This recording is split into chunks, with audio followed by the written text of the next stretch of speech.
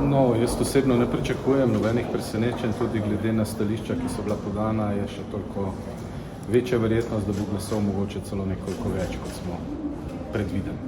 Torej, čez 50? Verjetno. Kdo pa jih bo dal?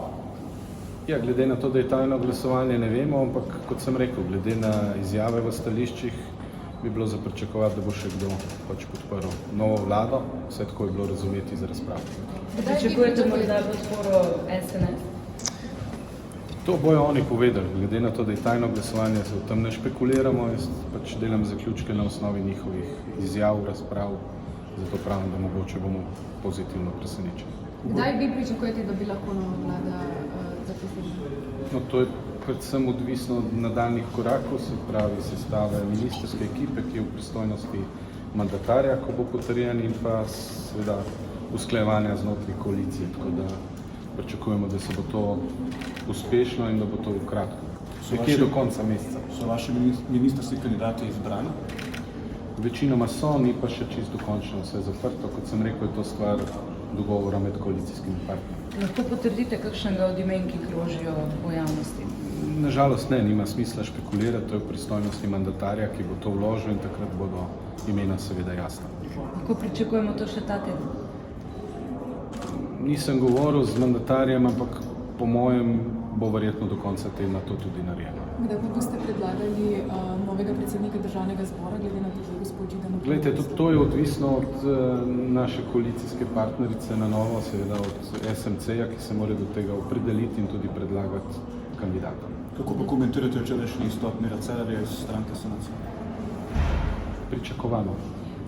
Kaj pričakujete od bodoče opozicije? Pravijo, da bodo konstruktivni, da bodo drugačni?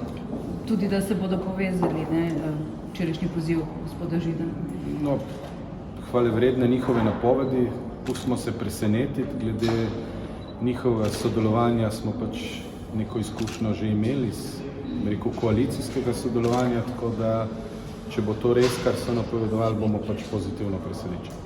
Vaše vabilo še vedno velja, tako kot ste takrat z SD sodelovali tudi z opozicijo? No, naše vabilo vedno velja in tudi v nagovoru bodočega mandatarja je bilo to jasno povedano, da za ključne zadeve rabimo večji konsenz, in v tej smeri smo mi vedno bili odprti za dobre predloge in usklajevanje, predvsem pri tistih zakonih, ki so ključni za vse državljane in tudi nek dolgoročni razvoj Slovenije.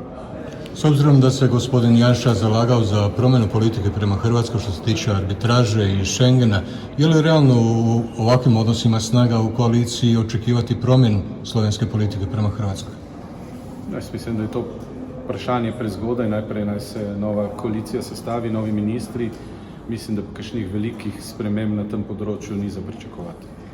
Jutri zakon o naborništvu, menite, da bo že zdaj potrjen takšen, kot je, glede na to, da je zapisan v koalicijski pogodbi? Glejte, ta zakon je bil vložen, preden je koalicija razpadla, zakona ni možno umakniti, gre za prvo obravnavo in na osnovi tega seveda tudi veliko možnosti za nadaljne spremembe v fazi izvajanja oziroma obravnave tega zakona, tako da kdaj bo drugo branje, je vse odvisno od dogovora v koaliciji. Prvo branje je pač potrebno opraviti, ker ta dnevni red je bil potrjen še pred razpadom vlade in odstopom predsednika vlade, tako da prvo branje bo opravljeno in jaz upam, da bo pozitivno.